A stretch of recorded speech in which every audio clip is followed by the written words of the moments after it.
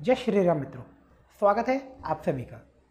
अगर आप यह चाहते हैं कि आपका शरीर और आपका मन सुबह से शाम तक ताजगीपूर्ण बना रहे, अर्थात आप शाम तक ना तो शारीरिक और ना ही मानसिक रूप से थकावट महसूस करें और आपके शरीर में ऊर्जा भरी रहे और आप ताजगी का अनुभव करते रहें सुबह से लेकर शाम तक, तो एक प्राणायाम आपके लिए विशेष महत्वपूर्ण है जिसका नाम है उद्गीत प्राणायाम।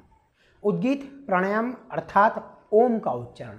हमारे प्राचीन ऋषि मुनि भी बैठकर ओम का उच्चारण करते थे और ओम का उच्चारण आपके शरीर और आपके मन में ऊर्जा का संचार करता है और आपके शरीर और मन को भी शक्ति देता है।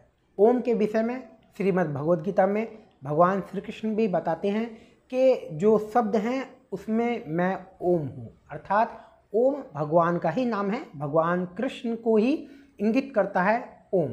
तो इस प्रकार से ओम का विशेष महत्व है।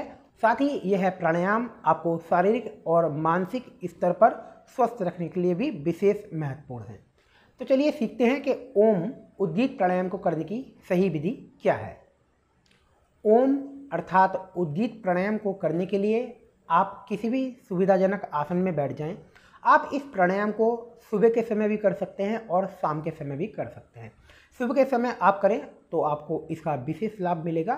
तो इस प्राणायाम को करने के लिए आपको सबसे पहले किसी भी सुविधाजनक आसन में कमर को बिल्कुल सीधे करते हुए बैठ जाना है।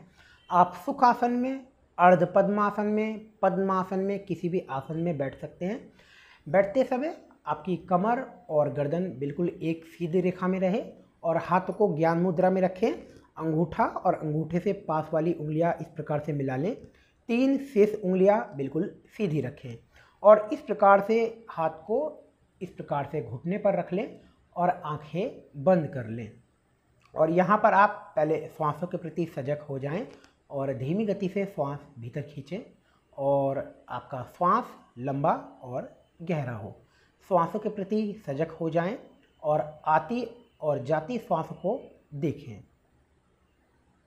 इस प्रकार से 3 से 4 श्वास आप लें और उसके बाद उद्गीत प्राणायाम का अभ्यास करेंगे। ओम 3 शब्दों से मिलकर बना है जिसमें ए, ओ और मैं, ये 3 शब्द हैं। तो प्रारंभ में ए का उच्चारण थोड़ा होता है, उसके बाद ओ का उच्चारण लंबा और ऊंचा होता है, उसके बाद मैं का उच्चारण ओ से कम होता है और इसकी जो आवाज़ है, इसका जो स्वर है वो धीमा होता चला जाता है। इस प्रकार से आप सबसे पहले अपने शरीर की स्थिति और हाथों की स्थिति बना लें, सजगता श्वासों के प्रति रहे। इसके बाद एक धीमा और लंबा गहरा श्वास नासिका के माध्यम से भीतर खींचें और मुंह से श्वास को छोड़ते हुए हम ओम का उच्चारण करेंगे। तो एक धीमा और लंबा गहरा श्वास भीतर खींचा, तो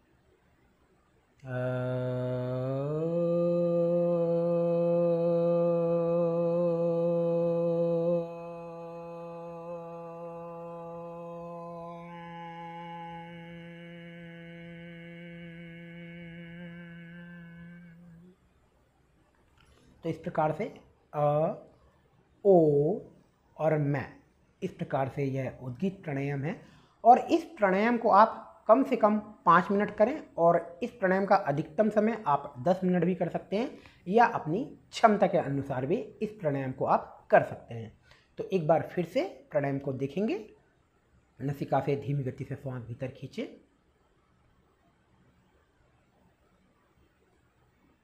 और मुंह से श्वास को छोड़ते हुए उद्गीत प्राणायाम को करते हैं।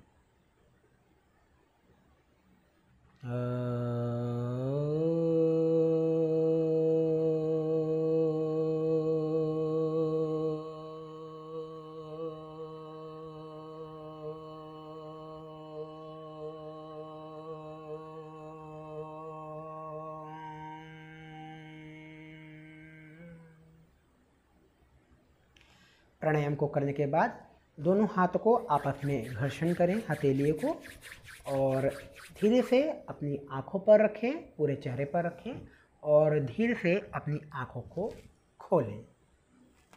तो इस प्रकार से यह बड़ा ही सुंदर उद्गीत प्राणायाम है और हजारों लाखों करोड़ों वर्ष से इस प्राणायाम को हमारे ऋषि मुनि करते चले आए हैं और यह प्राणायाम विशेष महत्वपूर्ण है हमें शारीरिक तथा मानसिक रूप से ऊर्जावान तथा शक्तिवान बनाने के लिए। और इस प्राणायाम के और अनेक लाभ हैं, जैसे कि उद्गीत प्राणायाम का विशेष लाभ तंत्रिका तंत्र पर पड़ता है, न्यूरो सिस्टम पर पड़ता है और तंत्रिका तंत्र की कार्य प्रणाली को यह प्राणायाम सुधारता है। हृदय की कार्य प्रणाली को भी यह प्राणायाम सुधारता है। थायराइड आदि से जुड़ी हुई समस्याओं को दूर करता है और रक्त परिसंचरण को भी यह प्राणायाम सुचारू बनाता है। और यह प्राणायाम मानसिक तनाव, डिप्रेशन, अनिद्रा, मानसिक कमजोरी आदि को दूर करने के लिए विशेष महत्वपूर्ण है। साथ ही जिनको मिर्गी आदि का दौरा पड़ने की शिकायत रहती है उनके लिए भी यह प्राणायाम विशेष महत्वपूर्ण है, विशेष लाभकारी है। और इस प्राणायाम को सभी वर्ग के लोग और सभी कर सकते हैं। बस जिनकी उम्र ज़्यादा है, अगर वो ज़्यादा लंबे समय तक सीधे ना बैठ पाएँ तो दीवार का सहारा लेकर भी बैठ सकते हैं। तो आशा करता हूँ मित्रों कि आज के इस वीडियो में उद्गीत प्राणायाम के विषय में दी गई जानकारी आपको पसंद आई होगी। चैनल को लाइक शेयर सब्सक्राइब करते रहिए। मैं मिलता हूँ आपको फिर से किसी नई वीडियो में किसी नए यौगिक अभ्यास के साथ। जय श्री राम।